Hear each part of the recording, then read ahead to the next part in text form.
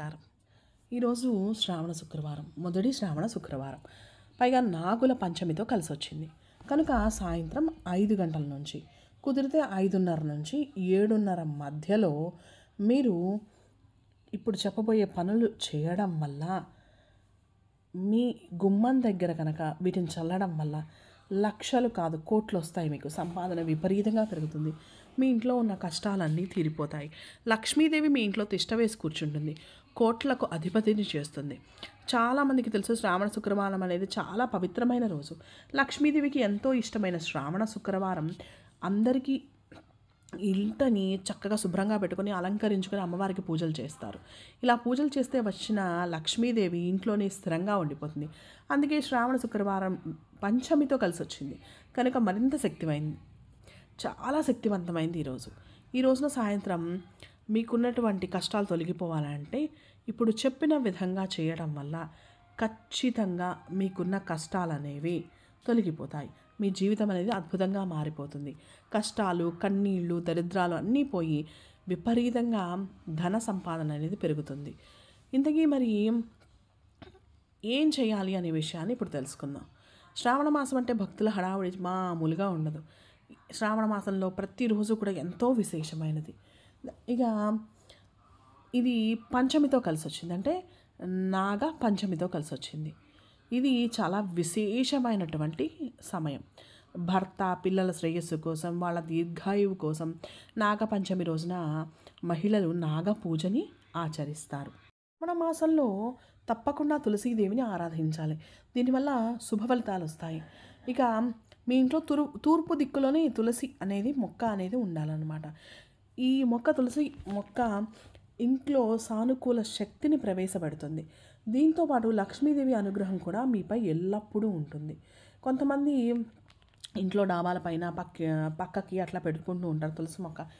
ఈ తులసి మొక్కనైతే అస్సలు అలా దూరంగా ఉంచకూడదు, తూర్పు వాకిల్లోనే పెట్టుకోవాలి. ఇక అరటి చెట్టు దగ్గరలో అయితే మాత్రం తులసి మొక్కను నాటచ్చు, కానీ ముళ్ళ చెట్ల దగ్గరలో మాత్రం తులసి మొక్కని నాటకండి. మరి ఈ రోజున శుక్రవారం రోజున ఒక పరిహారం చేయాలని పండితులు చెప్తున్నారు. చాలామందికి ధన సమస్యలు ఉంటాయి కదా, వాటిని పోగొట్టుకోవడానికి.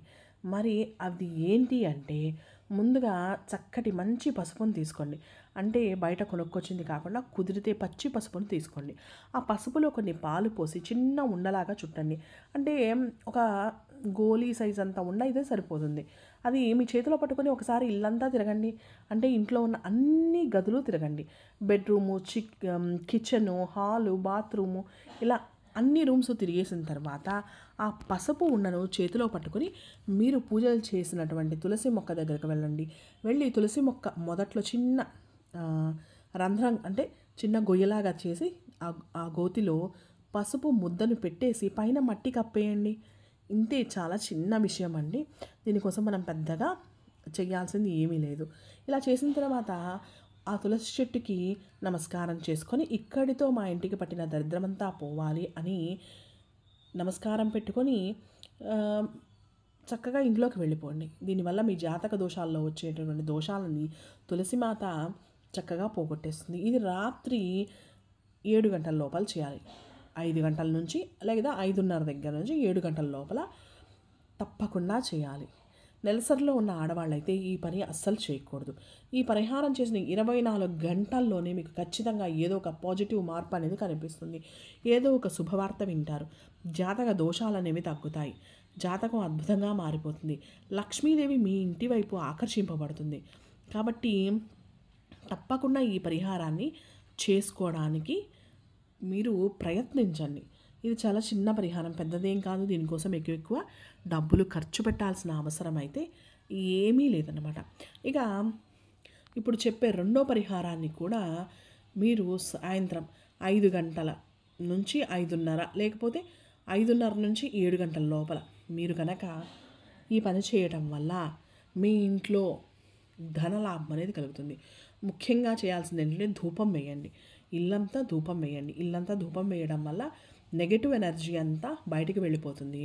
అలాగే ఎన్నో రకాల బాధలు పడేవాళ్ళు కూడా వాటి నుండి విముక్తి అయితే కలుగుతుంది. ఇక ఖచ్చితంగా 5:30 ఈ టైంలో ఒక గ్లాసులో నీళ్ళు తీసుకోండి. దాంట్లో అంటే మొత్తం ఫుల్గా తీసుకోకండి, సగం గ్లాస్ నీళ్ళు తీసుకోండి. మంచి వాసన వచ్చేటటువంటి మల్లెపూల అత్తరు, మనకి అత్తరు అనేది బయట దొరుకుతుంది, అది కానీ గులాబీ పూల స్మెల్ వచ్చే అత్తరు కానీ గంధం స్మెల్ వచ్చే అత్తరు కానీ తీసుకొని దీన్ని చక్కగా ఇల్లంతా చిలకరించండి. అంటే మంచి సువాసన వచ్చే ఇంట్లోకి లక్ష్మీ ప్రవేశం అనేది ఉంటుంది. కాబట్టి దీన్ని ఇవి దొరకలేదండి మాకు అంటే ఏం చేస్తారంటే రోజ్ వాటర్ కలపండి, లేకపోతే కర్పూరపు పొడిని కలపండి, అత్తర్ని కలపండి మీ దగ్గరలో, లేదా చిటికెడు పసుపుని కలపండి, పసుపు కుంకుమని కలపండి, లేదా దాల్చిన చెక్క పొడి, పసుపు కుంకుమ వీటిని కలపండి. ఈ నీటిని ఇంటి మెయిన్ డోర్ ఎక్కడ ఉంటుందో ఆ గుమ్మం పైన చక్కగా చిలకరించండి.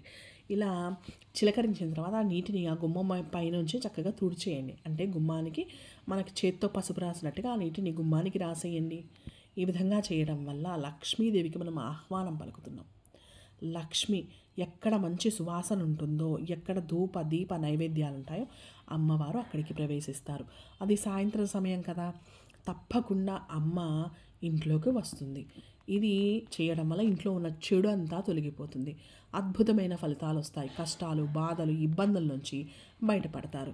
ఈ పరిహారం చేసే ముందు ఖచ్చితంగా ఇంట్లో ధూపం వేయండి. ధూపం లేకపోయినా పర్వాలేదు, మీ ఇంట్లో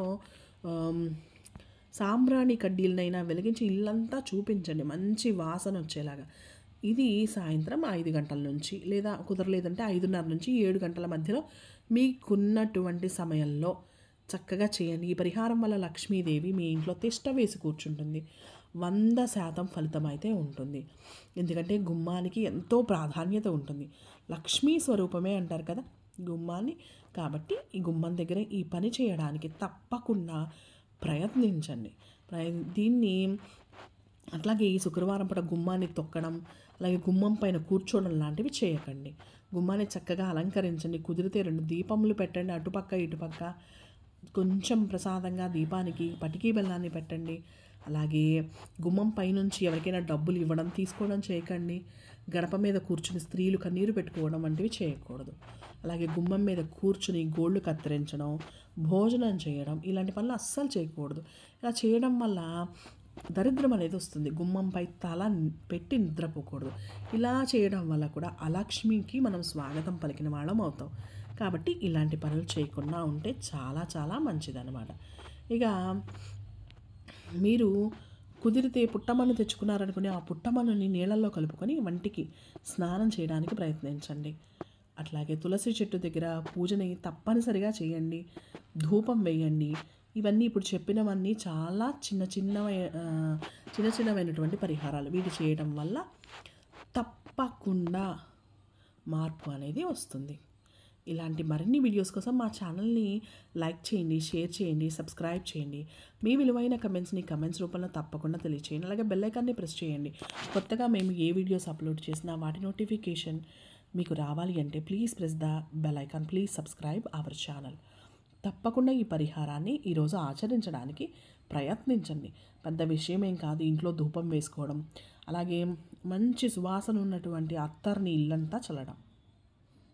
తప్పకుండా ప్రయత్నించండి. మీ విలువైన కమెంట్స్ని కమెంట్స్ రూపంలో తప్పకుండా తెలియచేయండి. నమస్కారం.